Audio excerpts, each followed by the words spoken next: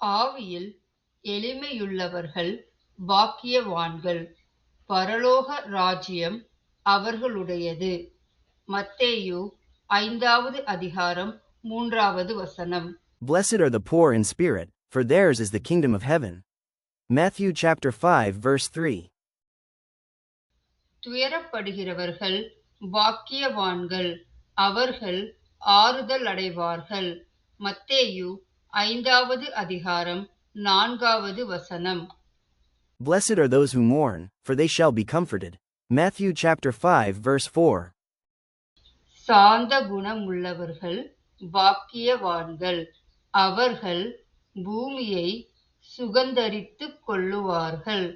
மத்தேயு 5வது அதிகாரம் 5வது வசனம். Blessed are the meek, for they shall inherit the earth. Matthew chapter 5 verse 5. நீதியின் மேல் பசி தாகமுள்ளவர்கள் பாக்கியவான்கள், அவர்கள் திருப்தி அடைவார்கள். மத்தேயு 5வது அதிகாரம் 6வது வசனம். Blessed are those who hunger and thirst for righteousness, for they shall be filled. Matthew chapter 5 verse 6.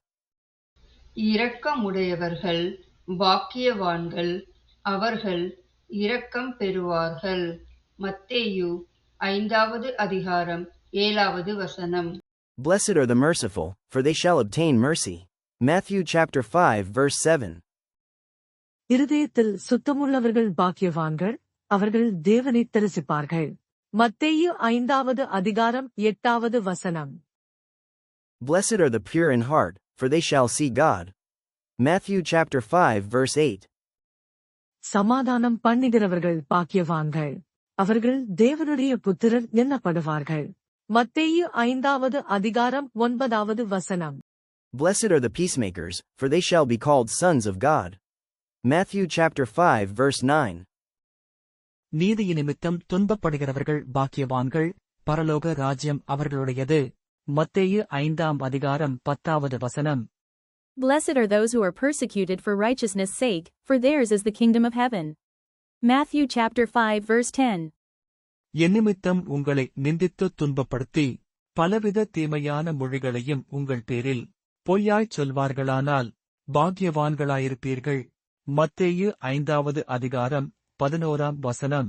Blessed are you when they revile and persecute you, and say all kinds of evil against you falsely for my sake. Matthew chapter 5 verse 11. சந்தோஷப்பட்டு களிகூருங்கள், பரலோகத்தில் உங்கள் பலன் மிகுதியாயிருக்கும். உங்களுக்கு முன்னிருந்த தீர்க்கதரிசிகளையும் அப்படியே துன்பப்படுத்தினார்களே. மத்தேயு 5வது அதிகாரம் 12ஆம் வசனம்.